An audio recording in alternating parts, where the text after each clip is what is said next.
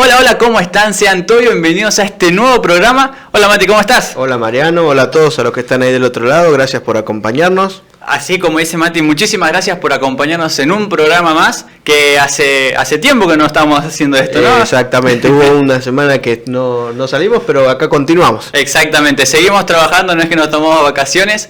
Como siempre, le damos las gracias por acompañarnos en cada uno de los programas y les recordamos que también puedan suscribirse a nuestro canal de YouTube para cuando subamos un video nuevo puedan estar enterados y ahí lo puedan ir a ver inmediatamente. Y aparte del canal de YouTube, Mati, ¿qué tenemos? Y tenemos las redes, tenemos el Instagram, tenemos el Facebook, todos nos van a encontrar como Perspectiva Siglo XXI, también nuestra página web, perspectivasiglo21.com.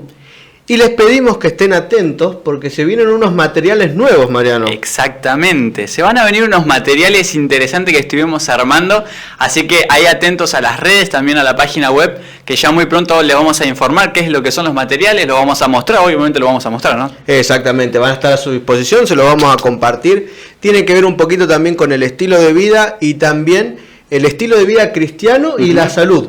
Exacto.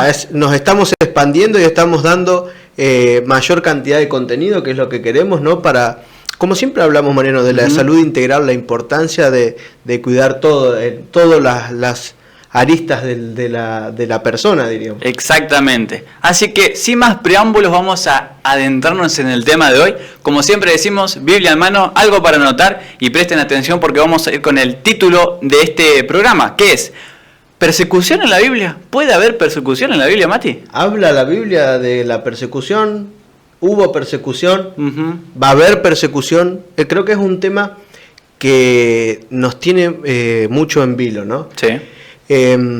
Quizás, no sé si te pasó, a mí me tocó crecer en la iglesia, ¿no? En una iglesia y llegó un momento donde se hablaba tanto de la persecución que a uno le daba miedo. Claro, sí, me imagino. Es decir, no, si van a hablar de profecía, seguro van a hablar de que me van a perseguir y me van a querer matar, decía. Sí. Entonces uno como que se asusta. Ahora, ¿la Biblia habla de esto? Y creo que deberíamos empezar a adentrarnos a ver si habla sobre esto. Exactamente. Y algo importante, ¿no? ¿Era este el énfasis que Dios quería que le demos? Y yo creo que no, pero vamos a ver qué dice la Biblia. Vamos a ver qué dice la Biblia, muy bien. Acá tenemos un gráfico, como ustedes pueden ver en pantalla, a lo que le puse líneas proféticas, ¿no? Venimos estudiando Daniel y como ya saben, vamos a empezar ahora una nueva etapa de Daniel 11 y 12. No sé si te pasa, Mariano, por ahí que lees o estudias o los mismos videos que uno ve y como que siempre llegan hasta Daniel 8, 9 y quedan ahí. Claro, sí, quedan ahí frenados, como que no continúan, podríamos decir, en profundidad con esos capítulos. Exactamente, ¿no? Como que da miedo en estos capítulos. Y lo que queremos hacer ahora es traer tranquilidad de que estos capítulos no son para tener miedo, sino al contrario, ¿no?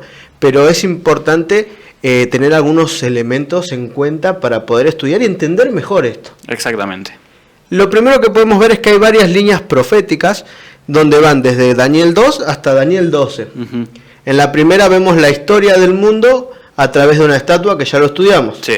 Luego viene en el capítulo 7 la historia del mundo a través de unas bestias híbridas, podríamos decir. Sí, sí, sí. Luego tenemos 2 carneros en Daniel 8.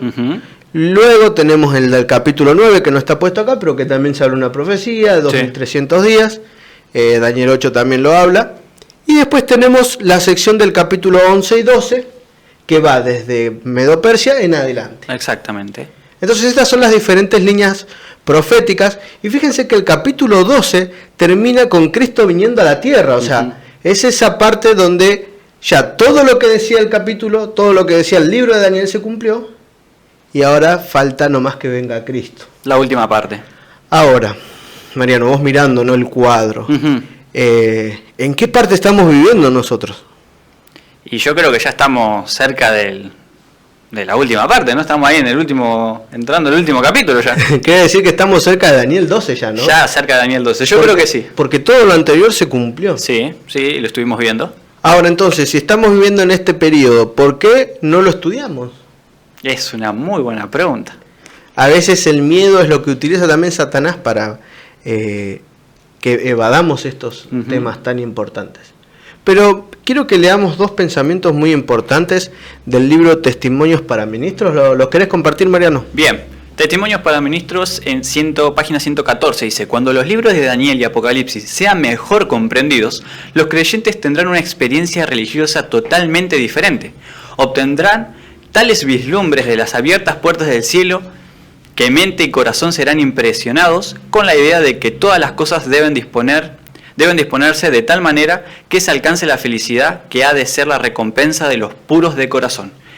Y la página 115 dice: ¿tendrán en cuenta nuestros hermanos que estamos viviendo en medio de los peligros de los últimos días? Léete el Apocalipsis en relación con Daniel. Enseñad estas cosas.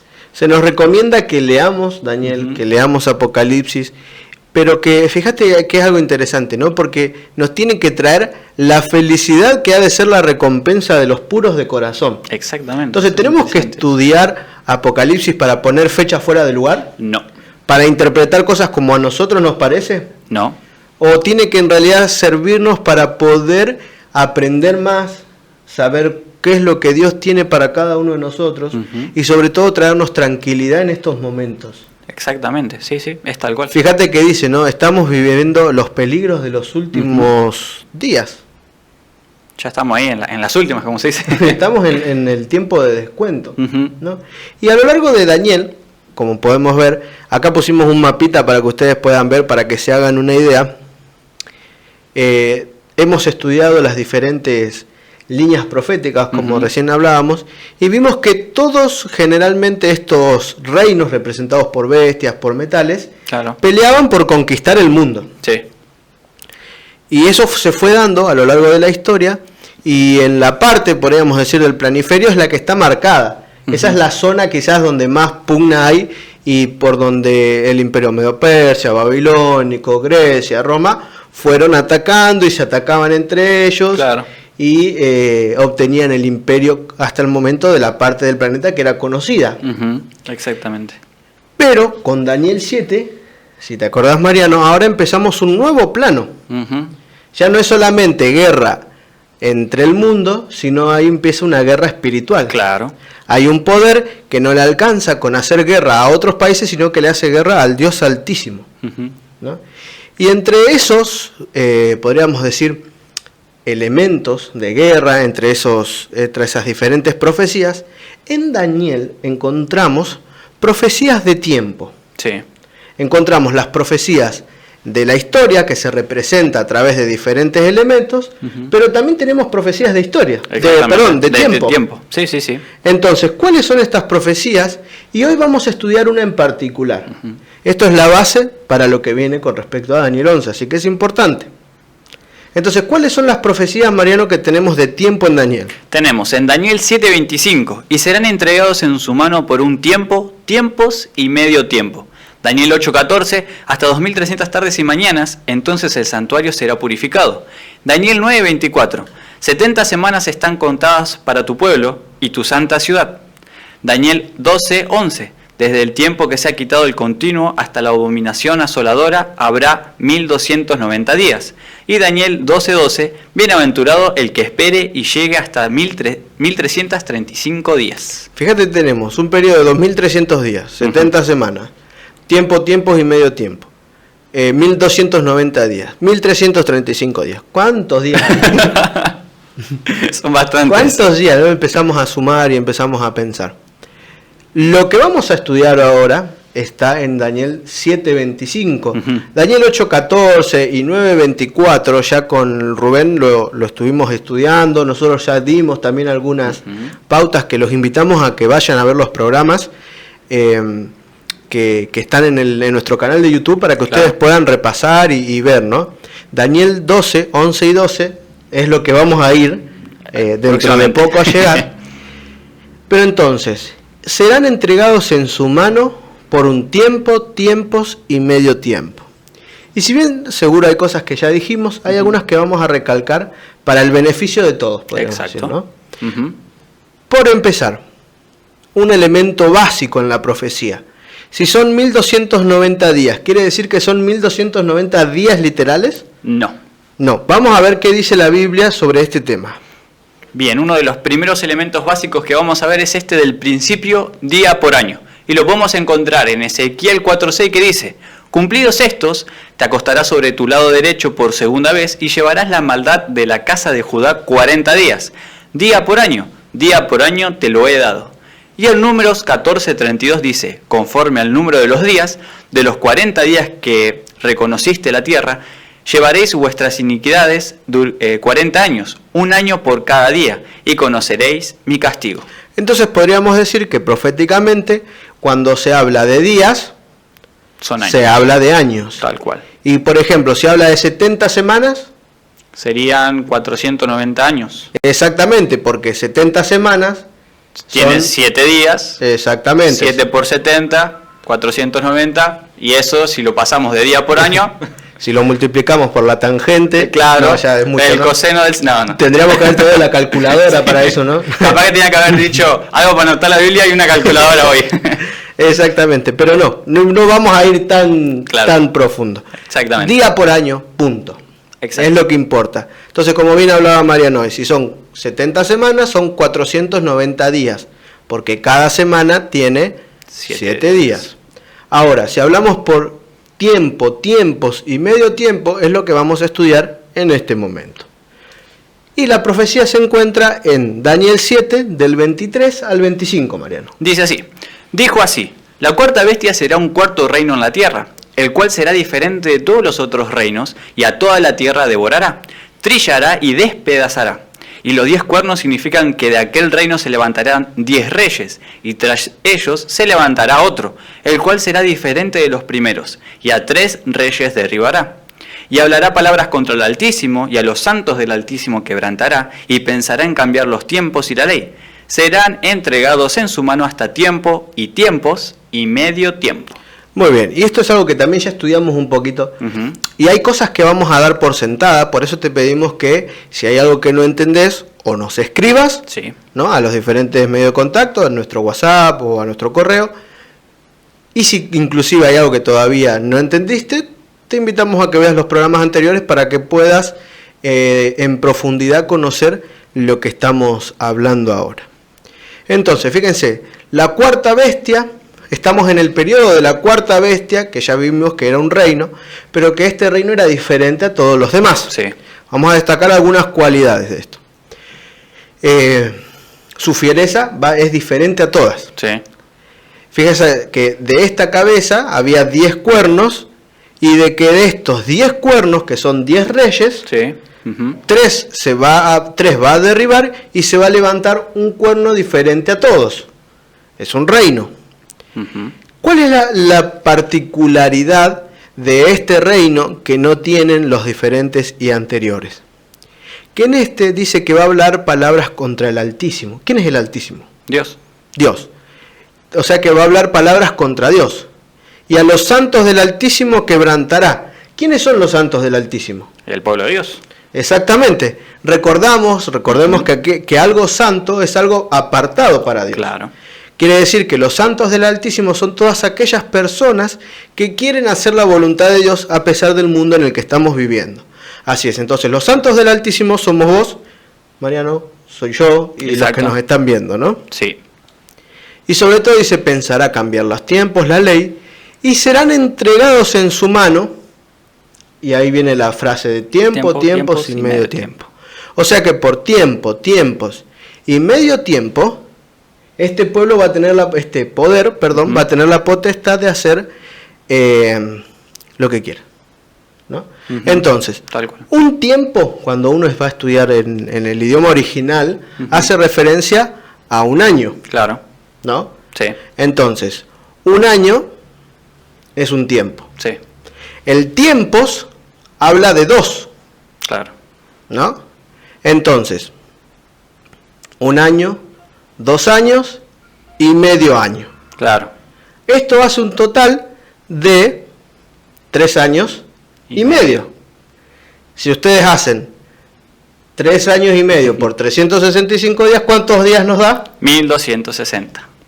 1260 días son 1260 años.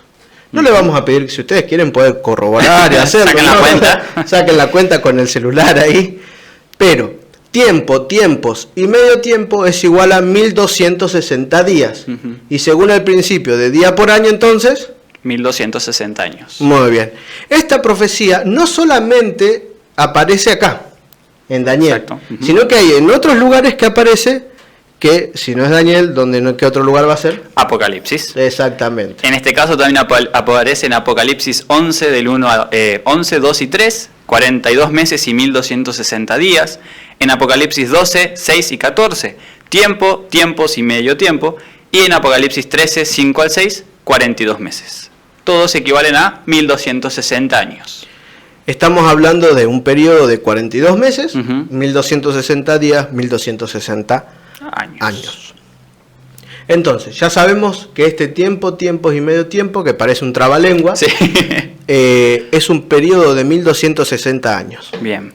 Pero ahora, este periodo que está en Daniel 7, ¿dónde lo ubico? Qué buena pregunta. ¿Cuándo empieza? ¿Hasta cuándo va? ¿Hasta cuándo va? ¿Cuándo termina? Entonces, vamos a responder la primera parte. Bien. ¿A qué reino se refiere? Y acá, bueno, como pueden ver en pantalla, ¿a qué reino se refiere? Y tenemos varias características, ¿no? Un poder que haya salido de Roma. Esa sería la principal, porque uno de los últimos reinos fue el Imperio Romano. Exactamente. Entonces, que era la bestia espantosa, que exacto. eso ya lo estudiamos. Está vinculado a los 10 reinos en los que se dividió Roma, que eran esas 10 tribus. No sé si estaría bueno para repetirlas, Mati, porque vamos a estar... Eso vamos a estar hasta pasado mañana, pero... Pero están en los otros programas que también lo pueden ver. Un reino con poderes religiosos, políticos y militares. Y esta es una de las claves, Mariano. Sí. Porque sí. este tiene que ser un reino que no solamente tenga poder político, sino que también tiene que tener un poder religioso. Tal cual. Que haya destruido a 3 de los 10 reinos anteriores, ¿no? Un poder perseguidor de la fe verdadera y que lo sea específicamente por un periodo exacto de 1260 años. Que haya intentado cambiar los tiempos y la ley, como decía el versículo, que usurpe el continuo, en este caso es la obra salvífica, del príncipe del ejército, que habíamos visto ya en los anteriores capítulos que era el Mesías, y que permanezca hasta el fin de los tiempos. Recuerden que ya estudiamos esto, nomás estamos Sí, haciendo un repaso y para poder ubicarlo en algún lugar. Entonces, lo primero que podemos dejar en claro es que este poder, que vamos a decirlo claro, lisa y llanamente, es un poder perseguidor. Exactamente. Porque hace, eso es que tengan su poder por tiempos y medio tiempo, tiene que salir de Roma, tiene que salir de Europa. Sí, de este lado tiene que venir. Y fíjense que tiene que tener todas estas características, inclusive un poquito más de detalles en cuanto a qué reino se refiere. En el periodo inicial de la Iglesia cristiana, todos los obispos poseían casi la misma autoridad, pero entre los años 313 y 590, el obispo romano pasó a ser reconocido como el primero entre los iguales. Con la ascensión de León I al trono episcopal en el 440, el obispo de Roma comenzó a reivindicar más explícitamente su supremacía sobre los demás obispos. Entonces, este poder perseguidor mariano tiene algo que ver con las primeras 3 bestias. O sea, ¿tiene que ver históricamente con ello? Podríamos decir que no. No. Pero podríamos decir que sí, también. Sí. Podríamos decir que sí porque quien lo dirige es la misma persona, diríamos, detrás que es claro, Satanás, sí. ¿no? Quien mueve los hilos de esto. Ahora, este poder se tiene que aplicar después de que vino Cristo, por la historia y por lo que es la cuarta bestia. Claro. Entonces, quiere decir que no podemos aplicar este poder ni a Babilonia, ni a Medo-Persia, ni a Grecia. Tal cual. Tiene que ser a partir del periodo en que Roma pasa a ser un imperio mundial. Entonces Roma, como imperio mundial, empieza a ser... Y cuando viene Cristo, ¿quiénes eran los que estaban a cargo de todo? Los romanos. Los romanos. Entonces, pregunta, ¿no? Interesante. Cuando Pablo es perseguido y es querido encarcelar, ¿a quién apela él? Al César, claro, al emperador romano. Entonces, es en el período post-Cristo, podríamos decir, ¿no? Después de Cristo, y ya cuando la iglesia oficial tiene que empezar a tener influencia en la política. ¿Sí? Quiere decir que se mezcla la iglesia con el Estado. Y déjenme decirle algo, y esto tiene que quedar bien claro. En la profecía, y proféticamente, cuando uno habla de todos estos textos, el principio de bestia se da entre la unión entre la iglesia y el Estado. Entonces, este poder político religioso tiene que ver con el Estado cumpliendo la agenda de el poder religioso, ¿no? Y vamos a ver en quién se aplica. Vamos a ver un poquito más de información, María. Alberto Tim resume algunos puntos importantes que prepararon en el camino a la dominación papal. Primero, la conversión de Constantino fue el punto crucial que permitió que el cristianismo se convirtiera en la religión oficial del Imperio Romano.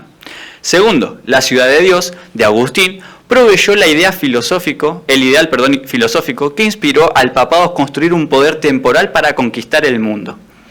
El punto 3, la conversión de Clovis I abrió las puertas para la unificación político-eclesiástico que era necesario para apoyar las pretensiones católicas romanas durante la Edad Media.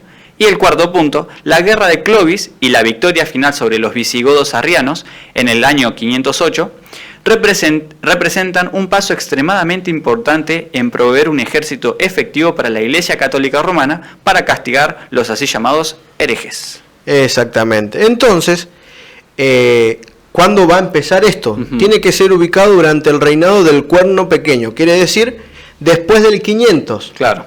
¿Sí? El Cuerno Pequeño, recuerden que ya dijimos, era Roma en el estado papal. Sí. Quiere decir cuando la iglesia y el estado se unifican y cumplen, diríamos, su función de trabajar en conjunto. Entonces, esto es luego de la caída de Roma y después del año 500. Ahora, hay un evento clave en el surgimiento del Cuerno Pequeño y ese es el derribo de los 3 cuernos. Esto que estamos haciendo, Mariano, ahora es importante para situarnos, podríamos decir, no solamente históricamente, sino también geográficamente en el lugar. No, esto es importante entender, ¿para qué? Para ir en detalle a lo que realmente vamos a estudiar en profundidad después, que tiene que ver con, justamente la persecución con lo que Dios dijo y con lo que está, ¿no? Tal cual. Y sobre todo hay algo que es interesante, Mariano, y que me pongo, y esto me hace pensar. Estamos en una guerra. Sí. ¿No? Hay un conflicto total entre los poderes de Satanás contra Cristo y todos los que quieren hacer su voluntad. O sea, estamos en medio de una guerra, ¿no? Esto no es para cualquiera. No. Tenemos que ser conscientes de eso, porque nosotros muchas veces decimos, bueno, me levanto, bueno, y hago lo que quiero y chao. Listo. ¿No? O como si detrás de lo que vemos no hay nada más. Cuando en realidad estamos en medio de un conflicto donde si pudiéramos ver lo que está detrás, nos daríamos cuenta de tantas cosas, ¿no? Dejaríamos de hacer tantas otras, ¿no? Y actuaríamos de otras maneras. Entonces, ubicándonos un poquito más, la caída de estos 3 cuernos, ¿cuándo surge? Vamos primeramente con la caída del primer cuerno, ¿no? Obvio. En Zenón, emperador de Oriente, obtiene la rendición de Odoacro, el jefe de los Érulos. En el 493, los Érulos deponen a Rómulo Augustulo en el 476. Bastante interesantes los nombres. Lindos nombres, ¿no? Sí. Vamos con la caída del segundo cuerno en este caso. Belisario, general de Justiniano, derrota a los vándalos en el 534. Justiniano en el 533 dio al Papa los títulos de cabeza de todas las iglesias y cabeza de todos los santos sacerdotes de Dios. Y vamos con la caída del tercer cuerno. También el general Belisario expulsa de Roma a los ostrogodos en el 538. Entonces, si tienen que caer estos 3 cuernos, digamos, ¿cuándo empiezan los 1260 años? Y teniendo en cuenta la información que vimos, después de la caída del tercer reino en el 538, hacia adelante, si sumamos 1260 ahí con la calculadora, nos da un total de, bueno, son 1260 años total, sí. Pero iríamos del 538 hasta 1798 después de Cristo. Exactamente. Este es un periodo de persecución muy grande. Sí. Y me gustaría, porque vamos a ver un poquito, bastante de historia, ¿no? Pero yo quiero que veamos la historia con otros ojos ahora. Bien. Sabiendo esto, sabiendo de que esto es un poder que se ubica en la Edad Media, Sí. y diciéndolo lisa y llanamente es el poder que ejerce la Iglesia Católica con el Estado, Ujú. persiguiendo a todos aquellos que no querían ser católicos. Claro. Aquellos que por ahí, hablando un poquito más de historia, en este periodo se lo conoce como la época oscura, Ujú. en cuanto a que no se permitía estudiar la Biblia a nadie. Es el tiempo donde la Biblia estaba encadenada, ¿no? Se dice. Exactamente, donde la Biblia no se podía, no era para cualquiera. Ujú. Y aquel que quería estudiar la Biblia era considerado un hereje. Un hereje. Entonces, en realidad, ¿es una lucha contra los herejes? Y no, No, es el mismo Satanás en lucha contra los Ujú. hijos de Dios. tal cual. Esta es la lucha que hay. Y esa lucha, déjenme decirles que se mantiene Hasta el día de hoy. hasta el día de hoy. Sí, sí. Y ustedes pónganse a pensar esto. A lo largo de la historia, en la Biblia, ¿hubo otras persecuciones? Sí. Sí, sí, obvio. Por ejemplo, tenemos la de, qué sé yo, la de Noé, Ujú. ¿no? Cuando quiere construir el arca. No lo persiguieron, pero sí lo podríamos decir, todo el mundo lo tenían en contra, ¿no? Claro, sí. El pueblo judío fue perseguido Todo el tiempo. todo el tiempo. Fue capturado También. varias muchas veces. En la época en la que los apóstoles, en la época de, si ustedes quieren ubicarlo en algún libro de la Biblia, el libro de Hechos cuenta, Ujú. cómo fueron dispersados los discípulos. ¿Por qué? Claro, porque lo estaban persiguiendo. ¿Por qué llegó la predicación a todo el mundo? No fue porque a los discípulos se les ocurrió decir, bueno, vamos a empezar a viajar. No. Tenían la orden de Dios. Sí, Porque Dios le dijo, id por todo el mundo, id y predicad el evangelio a todo el mundo. exactamente. Pero déjenme decirles que sin la persecución no se hubiese hecho tan rápido, Claro. Es verdad. ¿no? Después, en la Edad Media, ¿hubo persecución? Sí, hubo persecución. Hubo persecución. Entonces, la persecución, podríamos decir, ¿es un método, un modus operandi de Satanás? Sí. Sí. Y si lo usó a lo largo de toda la historia, ¿lo va a usar en algún futuro? ¿Por qué no? Si le funcionó. Ahora, díganme, ¿en cuál de todas estas persecuciones Cristo desamparó a sus hijos? En ninguna. ¿En cuál de todos estos periodos crueles y duros Sí. los hijos de Dios estuvieron desamparados? En ninguna. Dios es fiel a su pueblo. Ujú. Todo el tiempo. Él sigue sosteniendo en sus manos al remanente a lo largo de la historia. Lo hizo y lo va a hacer. Ujú. Porque es así, es la esencia del Señor, es amor. Es amor. Él ama a sus hijos. Tal cual. Entonces, si se aplicó y se hizo, ¿es probable que vuelva a ocurrir? Obvio. Y va a ocurrir. ¿Pero Obviamente. tenemos que tener miedo? No. No, porque Dios es quien está a nuestro lado. Luchamos con el león de la tribu de Judá. O sea, Luchamos con el príncipe de los ejércitos del Señor. lo habíamos visto en el programa pasado. No, quien lucha a nuestro lado es Miguel. Ujú. Entonces, ¿tenemos que temer? No, pero tenemos que ser conscientes de que esto lleva a un pensamiento mariano de que decir, es momento de tomar una decisión. Claro. Porque si yo no soy fiel ahora, que todavía las cosas andan bien, Ujú. ¿qué voy a ser fiel cuando Claro, las cosas no. aprieten? No. ¿No? Entonces, bueno, yendo un poquito a la historia de lo que vimos, un movimiento que se llamó la Santa Inquisición. Chanta. En comillas, La vamos a verdad poner. que cuántos malos movimientos comienzan con la palabra santo, ¿no? Tal cual. Vamos a ver un poco lo que fue esta Santa Inquisición. La creación del Santo Oficio o Inquisición fue creada con la intención de poder suprimir la herejía que asolaba al seno de la Iglesia Católica, y para ello se decidió crear una jurisdicción especial ejercida por los delegados del Papa. El origen de la Inquisición no fue española, como muchos piensan, sino que fue creada en el siglo XII por el Papa Lucio III, como instrumento para combatir la herejía cátara en el sur de Francia. A lo largo de toda la Edad Media hubo distintos tribunales de la Inquisición pontífica en Europa, siendo los más activos los del norte de Italia y sur de Francia. Si bien hubo persecución en todos lados, Ujú. Europa fue el epicentro. Claro, Tanto España como Francia como Italia fueron aquellos países, diríamos, que teniendo como religión oficial la Iglesia Católica, actuaban en base a esto. claro. Y volvemos a repetir, que ¿quiénes eran estos herejes? Los que iban en contra de él, o los que no querían ser católicos, básicamente. Exactamente. Entonces, ¿la herejía era herejía como tal? No, no. No, era un pensamiento diferente y Claro. muchos era el querer estudiar la palabra de Dios. Ujú. Y ahora vamos a ver algunos ejemplos también, Mariano. Exactamente. Bien, los acusados eran interrogados. Ahora vamos a entrar. ¿Qué pasaba con esas personas, no? Exactamente. Los acusados eran interrogados comúnmente mediante torturas y finalmente castigados si se les encontraba culpables, requisándose sus bienes durante el proceso para sufragar las costas judiciales y los gastos de encarcelamiento. Estos también se podían arrepentir de sus acusaciones y recibir la reconciliación con la Iglesia. A la ejecución de los suplicios asistían el inquisidor, el médico, el secretario y el verdugo, aplicándose los mismos, excepto en el caso de las mujeres, sobre el reo completamente desnudos. Entonces, ¿era algo lindo? No, claramente no es algo lindo. La Santa Inquisición fue algo que era santo. No tenía nada de santo. No tenía nada de santo, exactamente. Era, en otras palabras, torturar a las personas hasta que digan ser católicos o la muerte. ¿Sí? Ujú. El mismo principio con el que fueron perseguidos, ahora el pueblo que fue perseguido se vuelve perseguidor, Claro. ¿no?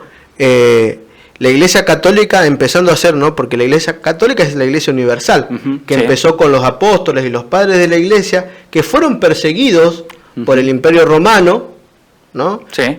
Nerón, por ejemplo, quien mató a Pablo, a Pedro también se cree, ahora se vuelve a ser de perseguido a perseguidor, ¿no? Sí. Ahora empieza a aplicar elementos de tortura para que la gente diga ser católica, ¿no? Entonces, podemos ver algunos ejemplos en la pantalla que la verdad no son nada lindos. No son nada lindo de ver. Y ahí podemos ver también la definición de lo que esta Santa Inquisición, esta Iglesia Católica creía como herejía, ¿no? Pensar distinto o básicamente era leer la Biblia. Exactamente. En esta era medieval, ¿no? En la Edad Media, si hay que, diríamos, ubicar la Inquisición en algún lugar, es la Edad Media. Ujú. La persecución, o sea, este tiempos y medio tiempo, es la Edad Media. Claro. Se da en la Edad Media. Entonces dice, muchas veces se castigaba con la pena de muerte y de esta se derivaban todas las demás. Quiere decir que se los aserraba, se los colgaba de los pies desnudos y se los aserraba. Ujú. Por ejemplo, se los metía en agua hirviendo o en aceite hirviendo. Se los ponía dentro de una especie de cilindro que estaba lleno de pinches. Claro. Como Entonces un se ataúd cerraba con- la tapa y se pinchaban todo. Había elementos de tortura de los meniques, por ejemplo, que se los trituraban. Claro. Bueno, ustedes pueden ver en la pantalla, abajo a la derecha, o sea, a mi derecha, está acá atrás mío, Ujú. que es como una especie, un instrumento de metal Claro. que se expandía, y eso iba en los orificios de las personas, no vamos a dar más detalles de No, eso, ya creo que la mayoría... y se desgarraba. Ujú. Por ejemplo, se los ataba de brazos hacia atrás y se los colgaba. Hermosos métodos de evangelismo. Claro, podemos sí. decir. O sea, cómo poder hacer sufrir al máximo sin que la persona muera hasta que diga que es de la iglesia oficial. Claro. De esto se trató. Ujú.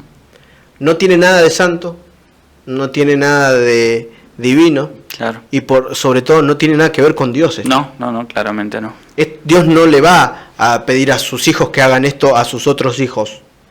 Si Dios es un Dios de amor. Claro, ¿por qué querían que los torturen de esta manera, no? Exactamente. Entonces, ¿esto puede venir de Dios? Claramente no. Claramente no. Entonces, ¿es de Dios? No. No. Vamos a ir al siguiente elemento, algo importante, que fueron las cruzadas. Las cruzadas de 1096 hasta 1291 fueron una serie de guerras religiosas impulsadas por la Iglesia Católica en plena Edad Media. Dichas campañas militares tenían como objetivo declarado recuperar para la cristiandad la región de Oriente Próximo conocida como Tierra Santa, la cual se encontraba bajo el dominio del Islam desde el siglo VII.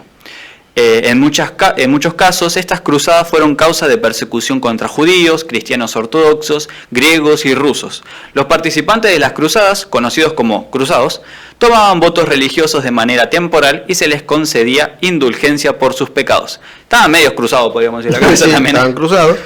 ¿Y qué eran las indulgencias? Las indulgencias, bueno, en ese caso era como querés ser santo o querés ir al cielo o tenés algún familiar páganos y nosotros te otorgamos esa gracia, ¿no?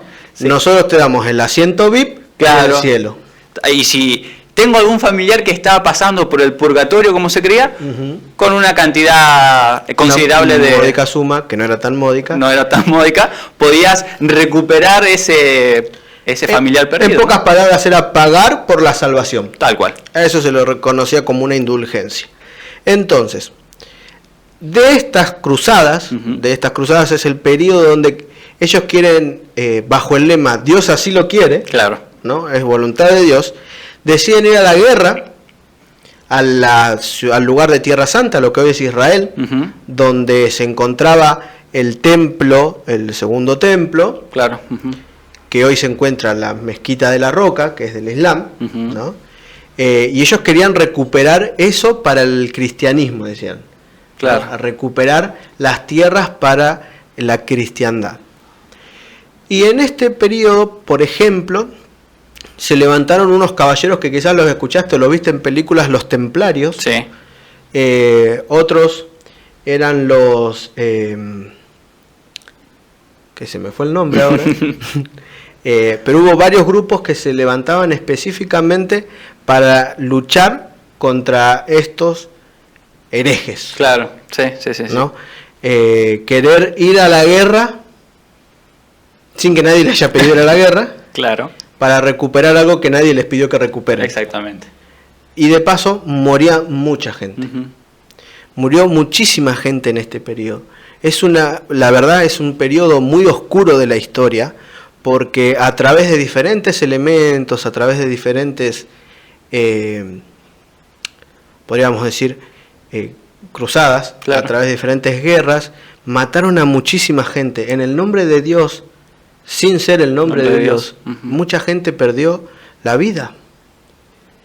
¿Esto puede ser voluntad de Dios? No. O sea, veamos esto desde el punto de vista ahora que está detrás, desde el punto de vista del conflicto cósmico que se está desarrollando desde la caída de Adán y Eva. ¿Quién está ganando acá? Y Satanás estaba súper contento, me imagino. Fíjense ustedes que Satanás habrá pensado, yo tengo el poder de todo esto, ¿no? Yo soy el que está gobernando en la tierra, pero Dios ya lo había profetizado, simplemente Dios estaba permitiendo que haga algo porque el universo el universo entero se tiene que dar cuenta cuáles son las consecuencias de cumplir la voluntad de Satanás. Claro. Porque si no, sin ejemplos, ¿no? Claro, es difícil que el universo entero se dé cuenta. Entonces, muchas veces se permiten cosas para que el universo pueda entender de que en realidad yendo de la mano de Satanás no vamos hacia ningún lado bueno. Entonces eso me tiene que hacer pensar a mí también. Claro, sí. Yo no puedo hacer oídos sordos a esto. A todo lo que pasó. Otro ejemplo, Mariano, que podemos hablar de este periodo, fueron estas cierta cantidad de personas que estuvieron, podríamos decir, en contra, ¿no? Podríamos decir que eran los herejes. Exactamente. En este caso, vamos a ir conociendo algunos de estos herejes que pasaron por la historia. ¿Sabes qué, Mariano?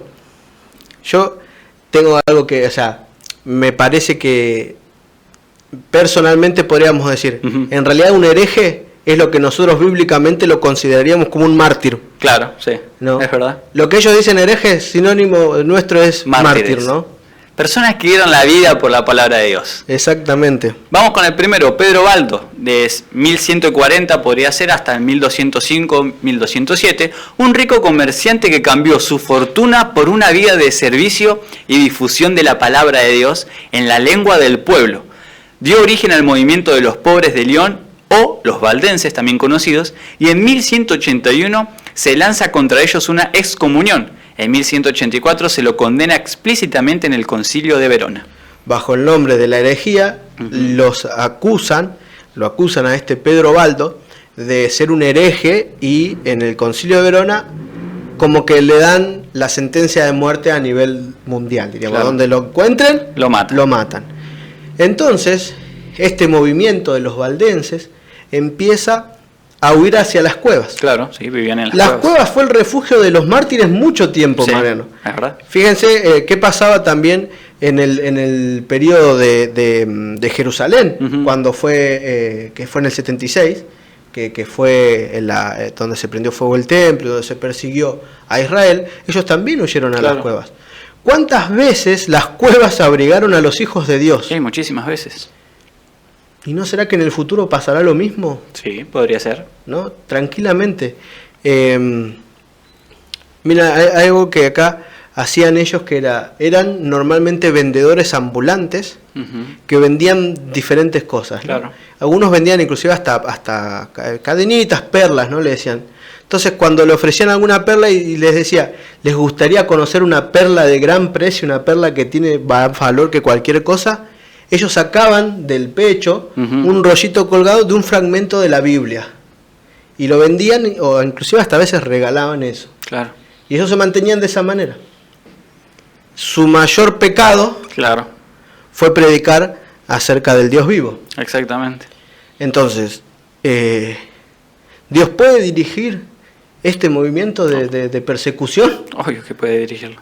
Dios puede, o sea, si bien Dios no va a dirigir la persecución, Dios va a mantener a los hijos fieles con vida y salvos. Exactamente. Ahora, muchos murieron por causa de esto. Sí. Muchos murieron en las cuevas. Ustedes vayan a estudiar la historia, es tristísima. Sí. Muchos murieron en las cuevas, pero seguros de que la recompensa iba a ser muchísimo más grande. ¿No? Entonces, otro ejemplo, John Wycliffe o Juan Wycliffe para acá los que hablan más o menos español normal, en 1320 a 1384 fue un traductor, teólogo y reformador inglés, fundador de los Lollardos. Tradujo por primera vez la Biblia del latín a una lengua vernácula, en este caso el inglés. Su anhelo era el de una iglesia despojada de las riquezas y pretensiones temporales, una iglesia más espiritual, siendo su único fundamento las Sagradas Escrituras. Es rechazado y perseguido por la iglesia oficial. Antes, el idioma oficial de la iglesia, bueno, hoy sigue siendo el latín. El latín, sí. ¿No? Nadie podía ni siquiera traducir la Biblia, solamente se debía leer en el latín, era lo que ellos enseñaban. Y ahora viene alguien que de repente la traduce al inglés. Claro. Y por traducir la Biblia de un idioma al otro fue perseguido, y inclusive hasta... No vamos a hablar de las muertes, no pusimos las muertes porque no es la parte central, sino saber que son personas que sabiendo lo que les esperaba, decidieron mantenerse firmes ante el llamado que el Señor les había hecho. Tal cual. No, porque podemos hablar mucho de la Inquisición, de las cruzadas, de la persecución, pero sin fieles no hay persecución. Claro, es verdad. ¿No? Es verdad. Y Dios necesita de un pueblo fiel, de personas fieles, personas que a pesar de que el mundo se desplome, se mantengan con los valores y los ideales intactos, intachables. Personas que no se compran ni se venden ante las situaciones. Claro. Personas con valores que, por más que se mueva el mundo, permanezcan fieles al Señor. Que le den al pecado el nombre que se merece, que es el pecado, y que a pesar de las circunstancias sepan lo que se les viene, la promesa. Claro. ¿No? Que vivan una vida conforme a lo que se les espera y no conforme a lo que uno vive. Y de eso se trata, Mariano, de eso se trata esto, entender de que el conflicto existe en este mundo. Sí. Y que Satanás está haciendo todo lo posible para arrastrar con él a la mayor cantidad de personas. Ahora nosotros en medio de este conflicto, ¿qué papel estamos jugando? Es una muy buena pregunta para que podamos reflexionar, ¿no? Tanto nosotros como cada una de las personas que están ahí viendo el programa. Exactamente. Vamos con otro mártir, otro hombre de Dios que dio su vida, ¿no? Juan Hus, 1370 al 1415, un teólogo y filósofo checo, se opone a los líderes de la iglesia oficial con la intención de reformar la iglesia y volver a la Biblia. Es juzgado y condenado a la hoguera en el 1415. Algo interesante que puedo rescatar de estos tres ejemplos que vimos, que a pesar de ser llamados en su tiempo herejes, sus intenciones no eran para nada malas. ¿No? Querían volver a la Biblia, querían una iglesia libre, más espiritual, libre de todas las riquezas, de todo ese poder. O sea, incluso dieron su tiempo, el primero, ¿no? Dio su fortuna para poder traducir la Biblia para el pueblo, para las demás personas. Y por eso fueron condenados, perseguidos e incluso muertos. Exactamente, mutilados de las maneras que vimos. Uh-huh. Y se dio a lo largo de toda la historia y ya te digo, Mariano, si es un modus operandi quizás se repita, o sea, ¿sí? se va a repetir en el futuro. Uh-huh. Pero tenemos que estar seguros de que Dios nunca deja solo a sus hijos. Si no, personas como estas, ¿por qué fueron fieles? Claro. ¿No? ¿Cuánta fe nos falta y cuán fácil nos vendemos muchas veces? Sí. Por un puesto, por un sueldo, uh-huh, por lo que dirán, porque no quiero ser diferente a los demás, porque me da vergüenza lo que digan de mí. Claro, me ¿no? tachen de raro. Exactamente, y sin embargo acá tenemos personas que fueron, muchos los tratan de herejes, claro, pero yo te diría que son mártires, ¿no?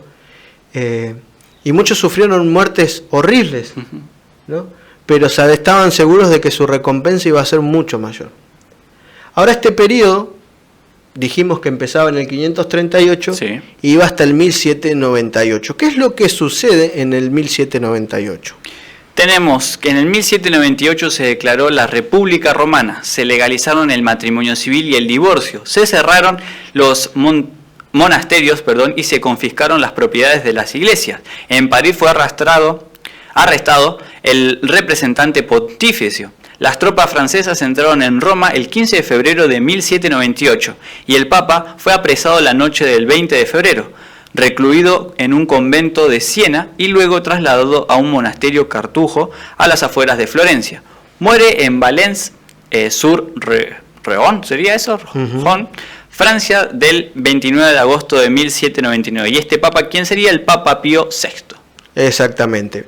El general Berthier, uh-huh, que era un general de las tropas de Napoleón, entra, irrumpe en Roma y captura al Papa. Esto hace que el poder que tenía, este poder perseguidor, reciba una herida de muerte, uh-huh, se podría decir. Que es una herida de muerte que después es sanada. Sí, va a ser sanada, tal cual. Porque lo dice la profecía.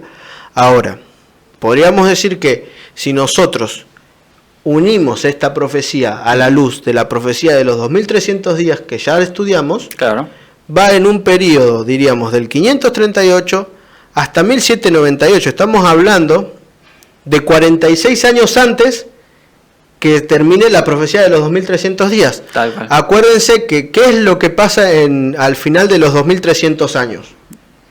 Que está descrito en Daniel 7, uh-huh, del 14 en adelante. La purificación del santuario. La purificación del santuario. El Cristo pasa del lugar santo al lugar, uh-huh, santísimo y comienza el juicio investigador. Claro. Entonces muchas veces hablamos de esta profecía de los 1260 años y nos, claro, quedamos ahí, ¿no? Pero no. Leemos Daniel 7 del 23 al 25 y nos quedamos con esta parte. Claro. Y esta es la parte que nos da miedo, sí, y esta es la parte que nos asusta muchas veces y que no queremos escuchar. Pero no termina acá la profecía. Claramente. Porque hay algo más. Uh-huh. Así como el juicio comienza, fíjate cómo sigue diciendo el 26 y el 27. Pero se sentará el juez y le quitarán su dominio para que sea destruido y arruinado hasta el fin, y que el reino y el dominio y la majestad de los reinos debajo de todo el cielo sea dado al pueblo de los santos del Altísimo, cuyo reino es reino eterno, y todos los dominios le servirán y obedecerán. Entonces, ¿esto va a ser para siempre la persecución? No. Se sentará el juez. ¿Cuándo se sentó el juez? En el juicio. 844. Esto ya pasó. Entonces, todo el dominio será destruido y arruinado hasta el fin. Y el reino, el dominio y la majestad de los reinos debajo de todo el cielo, ¿a quién va a ser dado? A los santos del Altísimo. ¿Estará Pedro Baldo acá? Seguramente. ¿Estará Wycliffe? Seguramente. ¿Estará Juan Hus? Seguramente. ¿Estaré yo? Seguramente. Qué pregunta, ¿no? Si nos mantenemos fiel. ¿Estarás vos? ¿Estaré yo? Esta es una pregunta que nos tenemos que hacer. Ahora, la guerra en este mundo es inevitable. Uh-huh. El conflicto se está llevando a cabo. Pero ¿cuál va a ser el dominio que se le va a dar a aquellos que permanezcan fieles a lo largo de la historia, a lo largo de su vida? Que a pesar, de que los demás te decían que servir a Dios estaba mal, Claro. que a pesar que hables de la familia tradicional esté mal, Ujú. que a pesar que vos hables de que Dios es amor esté mal, todos te digan que esté mal, que a pesar de que vos hables de que este mundo va a terminar y vamos a tener mejor, todos te digan que está mal, vos te mantenés firme. Tal cual. Y de eso se trata, de no perder esa identidad que muchas veces estamos perdiendo como hijos de Dios. Que por la presión social que tenemos, muchas veces descuidamos lo más importante, que es de mantenernos fieles al Señor. Ujú. Pero Mariano, ¿qué esperamos? Y ¿Qué nos promete Dios? yo creo que así como leímos en la cita al principio, Daniel, y hay otro libro que complementa, ¿no? Que se complementan juntos, y seguramente ya sabés cuál es ese libro. Vamos a ir al capítulo y al libro primeramente de Apocalipsis, capítulo 21, versículos 1 al 3. ¿Y qué es lo que nos espera si nos mantenemos fieles? Así como vimos a estos héroes, podríamos decir, estos mártires. ¿Qué que va a ser pasaron. eso que proféticamente le va a ser dado al pueblo de los santos del Altísimo? ¿Cuál es esa promesa, no? Vi un cielo nuevo y una tierra nueva, porque el primer cielo y la primera tierra pasaron, y el mar ya no existía más. Y yo, Juan, vi la santa ciudad, la nueva Jerusalén, descender del cielo de Dios, dispuesta como una esposa ataviada para su marido. Y oí una gran voz del cielo que decía: He aquí el tabernáculo de Dios con los hombres, y Él morará con ellos, y ellos serán su pueblo, y Dios mío estará con ellos como su Dios. Y esta, Mariano, es la parte donde a mí cuando leo se me pone la piel de gallina. Sí, sí. Cuando vemos un cielo nuevo y una tierra nueva, porque en la vida tuviste que luchar. En la vida quizás el ser cristiano, tomar la decisión de seguir a Dios, hizo de que toda la familia te deje de hablar. Quizás el tomar la decisión de seguir a Cristo no hizo que te torturaran físicamente, pero sí emocionalmente. Ujú. Quizás tomar la decisión de seguir a Cristo en medio de este conflicto te llevó hasta quizás un divorcio. Ujú. Quizás te pegaron por decir que sos cristiano. Por ahí perdiste amigos por decir que sos cristiano. Por ahí el abrir la Biblia llevó a que te hicieran bullying y que dijeran que sos un bicho raro. Quizás hoy no hablas con tu padre, con tu madre o con un hijo porque tomaste la decisión de seguir a Cristo. O incluso perder un trabajo. Quizás perdés el trabajo. Ujú. Quizás seguir a Cristo, estás ahí en tomar la decisión si Claro. seguir a Cristo o tener plata para alimentar a mi familia. Claro. Déjame decirte que esto va a suceder porque estamos en el mundo lleno de conflicto. Ujú. En un mundo donde el gran conflicto ya está llegando a su fin y Satanás nunca va a querer el bien para un hijo de Dios. Nunca. Él siempre va a querer llevarse con él la mayor cantidad de personas. Tal cual. Pero déjame decirte que quiero pintarte un cuadro. Un cuadro, un lugar donde hay un cielo y una tierra nueva. Donde Juan ve una nueva Jerusalén descender del cielo y ve a Dios habitando en ella. Y ahora Cristo, que quizás vos no lo pudiste ver, pero te aseguro que lo podés sentir en esta tierra, se hace carne en nuestra vida. Se vuelve presencial en nuestra vida. Ahora con todo el mundo de lo virtual, ¿no? Claro, sí. Cristo empieza no solamente a hablarte, a hacerte sentir que estás, sino que empieza a hablar directamente. Él se revela como Él es. En un abrir y cerrar de ojos, nuestros cuerpos corruptibles se vuelven incorruptibles. Podemos estar en la presencia del Señor. Dios morará con los hombres y nosotros seremos su pueblo. Y Dios mismo va a morar con nosotros. Imagínate un lugar así.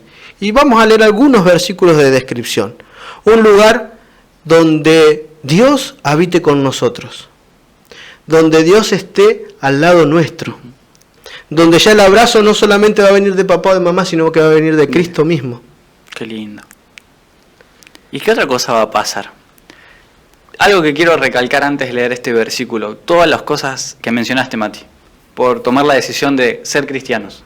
Por tomar la decisión de seguir y que el carácter y la voluntad de Dios se haga en nuestra vida. Eso pudo generar tristeza, dolor, lágrimas, llanto. Pero Apocalipsis 21, 4 al 5 dice algo interesante. Enjuagará Dios toda lágrima de los ojos de ellos, y ya no habrá más muerte, ni habrá más llanto, ni clamor, ni dolor, porque las primeras cosas pasaron. Y el que estaba sentado en el trono dijo, he aquí yo hago nuevas todas las cosas.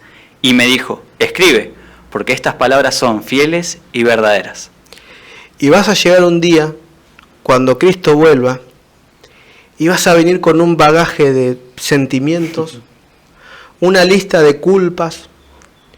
Quizás la vida que te tocó no era la que merecías o la que querías. Quizás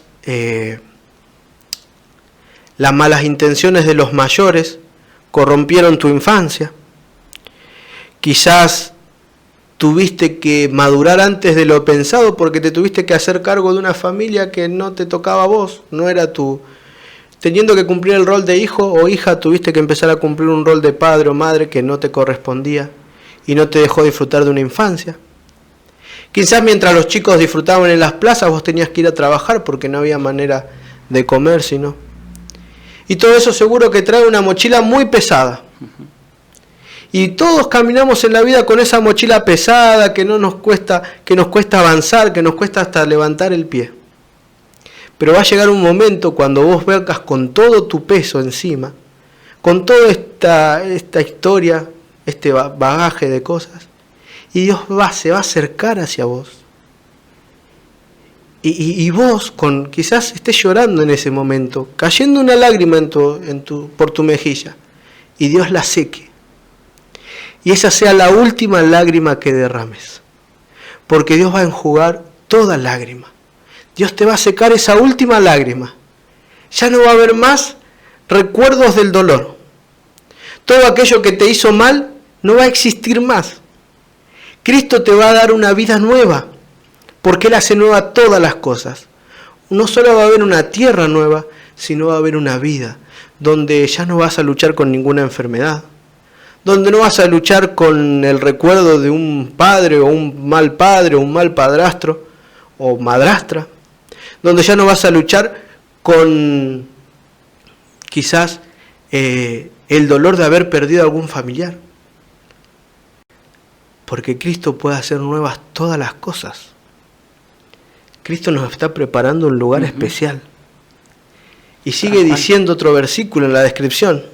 Apocalipsis 21, 10 y 11. Y me llevó el Espíritu a un monte grande y alto, y me mostró la gran ciudad santa de Jerusalén, que descendía del cielo de Dios, teniendo la gloria de Dios, y su fulgor era semejante al de una piedra preciosísima, como piedra de jaspe, diáfana como el cristal. Y Dios te está preparando una morada, un hogar donde quizás hay imágenes, pero no se pueden describir con la imaginación lo que Dios nos está preparando. Un lugar donde la gloria del Señor va a morar en nuestro lado, donde ya nada nos va a separar del Señor, donde ya ningún poder va a poder atacar a un hijo de Dios, un hijo que se mantuvo firme ante que todo el mundo le decía lo contrario. Y otro versículo que dice: y no vi en ella templo, porque el Señor Dios Todopoderoso es el templo de ella, y el Cordero. La ciudad no tiene necesidad de sol ni de luna que brillen en ella, porque la gloria de Dios la ilumina, y el Cordero es su lumbrera. Y las naciones que hubieren sido salvas andarán a la luz de ella, y los reyes de la tierra traerán su gloria y honor a ella. De todos los mundos van a venir a alabar al Señor, a la Nueva Jerusalén. Y ahora estamos haciendo un viaje al futuro, con imaginación. Imaginémonos esto. Ninguna imaginación puede ser tan bello como la realidad. Exactamente. Ahí sí que la realidad supera cualquier ficción, ¿no? Entonces en ese lugar el mismo Señor va a estar con sus hijos. Quizás no tuviste padre, quizás te tocó vivir una vida sin padre ni madre, pero ahí Dios va a suplir eso que te falta. Dios va a darte lo que necesitas. Pero hay algo que tenemos que hacer y cumplir, Mariano. No entrará en ella ninguna cosa inmunda o que hace abominación y mentira, sino solamente los que están inscritos en el libro de la vida del Cordero. La invitación es para todos. Sí. Todos Dios quiere que todos accedamos a este lugar, a la tierra nueva. Dios tiene un lugar preparado, donde en este mundo quizás la vida va a ser difícil. Sí, sí, sí. Como hoy hablábamos, vamos a tener que tomar decisiones dolorosas muchas veces. Exacto. Pero todo este tiempo de persecución que vimos llegó a su fin, ¿no? Ya pasó, quedó en el pasado. Pronto quizás haya un periodo, va a haber un periodo también breve de persecución que tengamos que pasar. Pero nunca estaremos solos. Eso es lo más lindo. Porque Dios nos está preparando un lugar como ya pudimos imaginarnos recién. Pero tenemos que empezar hoy a vivir una vida como un ciudadano celestial. Claro. No vamos a disfrutar de las hermosas cosas que Dios nos está preparando en el cielo si no empezamos hoy a vivir como un verdadero cristiano. Y esto Dios lo hace por amor, porque si no queremos pasar tiempo con Dios ahora, no lo vamos a querer pasar. No lo vamos a querer pasar, va a ser una tortura. Sí. ¿No? Y el último versículo, Mariano, que vamos a compartir hoy.